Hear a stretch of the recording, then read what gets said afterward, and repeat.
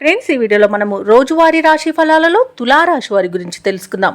అంతకన్నా ముందు చిన్న రిక్వెస్ట్ ఫ్రెండ్స్, ఈ వీడియో మొదటగా చూస్తున్నట్లయితే లైక్ చేయండి, షేర్ చేయండి, అలాగే సబ్స్క్రైబ్ చేయడం అసలు మర్చిపోవద్దు. మీ యొక్క సపోర్ట్ నాకు ఎంతో అవసరం. ఇక తులారాశి వారికి చూసుకున్నట్లయితే బంధుమిత్రులతో ఉన్న వివాదాలను పరిష్కరించుకోగలుగుతారు.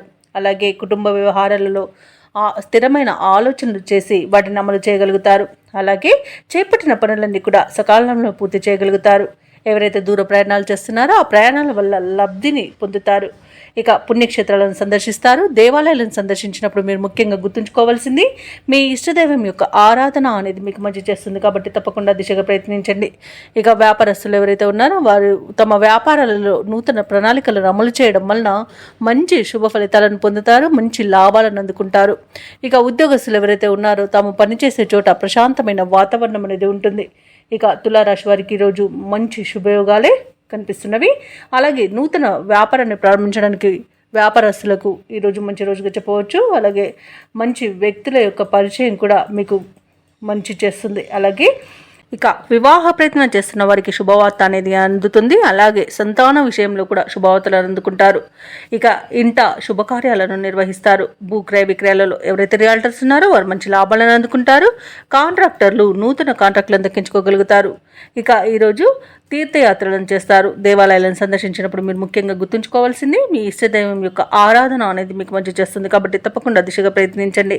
ఇక ఈరోజు నూతన వాహన యోగం కనబడుతుంది. అనుకున్న కార్యసిద్ధిని పొందుతారు. ఇక ఈరోజు తులారాశి వారికి మంచి ధనధాన్య అభివృద్ధి అనేది కలుగుతుంది. ఇక ఆర్థిక వ్యవహారాలన్నీ కూడా ఆశాజనకంగా ఉంటాయి. పడిన కష్టానికి తగిన ఫలితాన్ని పొందుతారు. వివాదాలు కూడా ఈరోజు తీరిపోతాయి. అలాగే సోదరులతో ఉన్న తగాదాలు కూడా తీరిపోతాయి. అలాగే దూర ప్రయాణాలు చేసే సూచనలు ఉన్నవి కాబట్టి తగిన విధంగా సంసిద్ధమై ఉండండి. అలాగే ప్రత్యర్థులు సైతం మిత్రులుగా మారి మీకు సహకరిస్తారు. ఇక వ్యాపారస్తులకు భాగస్వామ్య వ్యాపార చేసేవారికి ఈరోజు భాగస్తుల నుండి పెట్టుబడులు అనేవి అందుతాయి.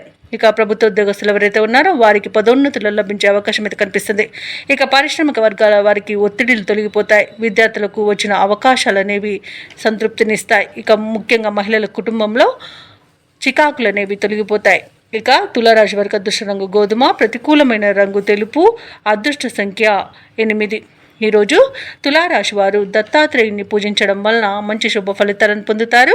అలాగే పనులలో వచ్చే ఆటంకాలని తొలగించుకోగలుగుతారు.